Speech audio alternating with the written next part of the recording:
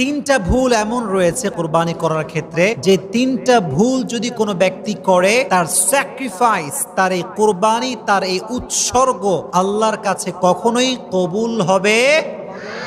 Number one, যে ভুলটা আমরা করি কুরবানির ক্ষেত্রে, লট অফ পিপল আমাদের ভেতরে আছে যারা কুরবানি করে শুধুমাত্র গোস্ত খাওয়ার নিয়তে, শুধু গোস্ত খাওয়ার নিয়তে কুরবানি করে, যে অনেকগুলো গোস্ত হবে, নিজে খাবো, সন্তানদেরকে খাওয়াবো, এলাকাবাসীকে গোস্ত খাওয়াবো। ও যে এটা আল্লাহর জন্য করছে, হি হ্যাজ নো ইন্টেনশন, এটা নিয়ত নাই তার নিয়ত হচ্ছে শুধু গোস্ত খাবো। আচ্ছা বলেন, শুধুমাত্র গোস্ত খাওয়ার নিয়ত যদি কোনো ব্যক্তি বিশাল বড় গরু জবাই করে, আপনারা বিবেক থেকে জবাব দিবেন, গোস্ত খাওয়ার নিয়তের কুরবানি কখনো কি কবুল হতে পারে?